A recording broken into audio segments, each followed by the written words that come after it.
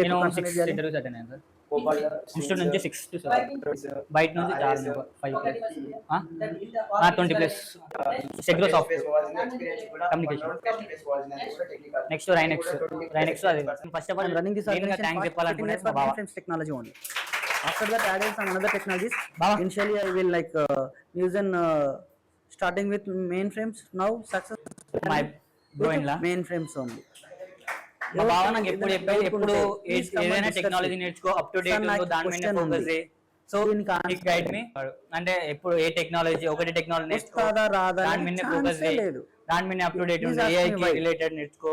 So అది so why because normal గా అన్నిటికీ అప్లై హైదరాబాద్ బెంగళూరు అని బాగా గైడెన్స్ బాగా ఇచ్చారు. సో ఫస్ట్ థాంక్స్ చెప్పాలంటే మా బావ and my mother mainframes వీళ్ళు Java dot net concept cyber security వేరే దాని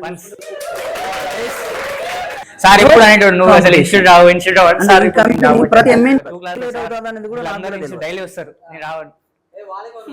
సో బ్యాచ్ లో ఓకే సార్ నేను జాబ్ కొట్టాను. ఆపర్చునిటీస్ రావడం వర్సెస్ ఆపర్చునిటీస్ని క్యాచ్ చేసుకోవడం.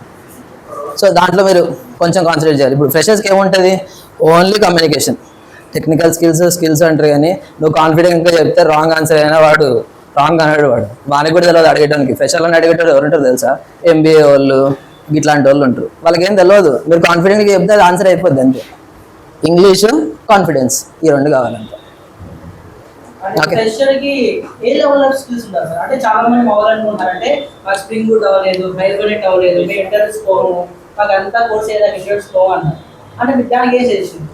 నేను ఇంటర్వ్యూస్కి ఎట్లా పోయింది తెలుసా, కాలేజ్ నుంచి బయటకు వచ్చిన తర్వాత కాలేజీలో ఏం చెప్తారో తెలుసు కదా, ఏముండదు, ఏదో నోట్స్ ఉంటుంది అంతే, దాన్ని చదవడం కూడా.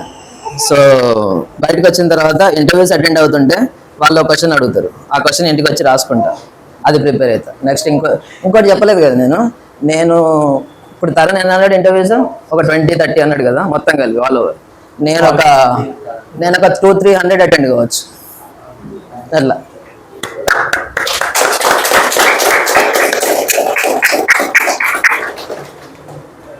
సో అట్లుంటుంది జాగ్రత్తగా. అంటే చెప్పినా కదా, కమ్యూనికేషన్ ఒకటే మీకు కావాల్సింది. కమ్యూనికేషన్ ఉంటే ఇంకేదో అవసరం లేవు. మేము అనుకునేది అప్పుడు నేను తెలుగు మీడియం నుంచే పోయినా, బీటెక్ ఇంగ్లీష్ మీడియం నడుస్తుంది కదా, ఇంకా ఏదో ఒకటి నడిపించినా అయిపోయింది.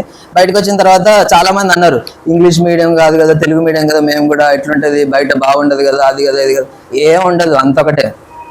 బయటికి పోయిన తర్వాత నువ్వు పక్కనతోటి కమ్యూనికేట్ చేయగలగాలి అంతే, అది వస్తే ఇంక అన్నీ వచ్చినట్టే.